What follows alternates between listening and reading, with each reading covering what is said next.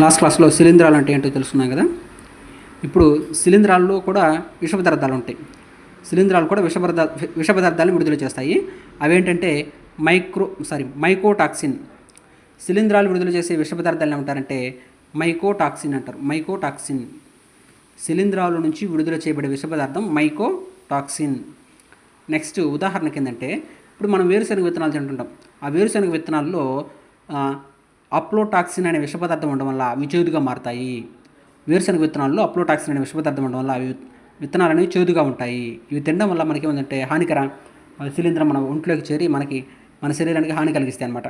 ఇప్పుడు రొట్టెలపై పెరిగే శిలీంధ్రం మనకి బేకరీలో నాన్ రొట్టె దొరుకుతుంది కదా. ఆ నాన్ రొట్టె ఒక వారం రోజులు అట్లా అయితే ఏమైతే బూజు పడుతుంది. ఆ పైన పట్టే బూజుని ఏమంటారంటే రైజోపస్ అంటారు. ఏమంటారు? రైజోపస్. నెక్స్ట్ ఈస్ట్ అనేది ఏకకణ శిలీంధ్రం అనమాట. ఇవి రైజోపస్ అయిన బహుకణ శిలీంధ్రాలు, ఇదేమో ఏకకణ శిలీంధ్రం అనమాట. రైజోపస్సు మైకోటాక్సిన్ అనేవి ఇవనేవి బహుకణ శిలీంధ్రాలు అనమాట. కానీ ఈస్ట్ అనేది మాత్రం ఒకే ఒక కణం ఉంటుంది, అదే ఏకకణ శిలీంధ్రం అనమాట.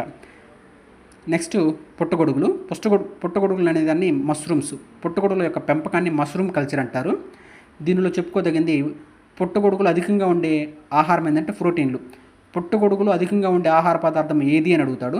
ప్రోటీన్లు. నెక్స్ట్ అగారికస్ బైస్పోరస్ అనే పుట్టగొడుగు ఎక్కువగా ఉపయోగిస్తాం. మనం ఉపయోగించే పుట్టగొడుగుల్లో మార్కెట్లో దొరికే పుట్టగొడుగులు ఏంటంటే అగారికస్ బైస్పోరస్ అనే పుట్టగొడుగుల్ని మనం ఎక్కువగా ఉపయోగిస్తుంటాము. ఇదంతా అంత అవసరం లేదు. కానీ ఈ పుట్టగొడుగులో కూడా విష పదార్థాలు ఉంటాయి. అంటే శిలీంధ్రాలు అంటేనే కొంచెం విషపూరితమైన పదార్థాలు ఎక్కువగా ఉంటాయి. వాటిల్లో టుడోస్టూల్స్ అనేవి విషపూరితమైన పుట్టగొడుగులు అనమాట. టుడోస్టూల్స్ అనేవి విషపూరితమైన పుట్టగొడుగుల్లో టుడోస్టూల్స్ అనేవి విషపూరితమైన పుట్టగొడుగులు. వీటిలో విష పదార్థాలు మాస్కరైన్, కాప్రైన్, సిలోలైబిన్ అనేవి విష పదార్థాలు ఉంటాయి అన్నమాట. ఇదంతా ఇంపార్టెంట్ ఏం కాదు. ఇంతవరకు ఈ శిలీంధ్రాల్లో పుట్టగొడుగులు అనేది ఇంతవరకు చూసుకున్నాం. నెక్స్ట్ వీడియోలో లైకెన్స్ వాటి గురించి చూస్తాము.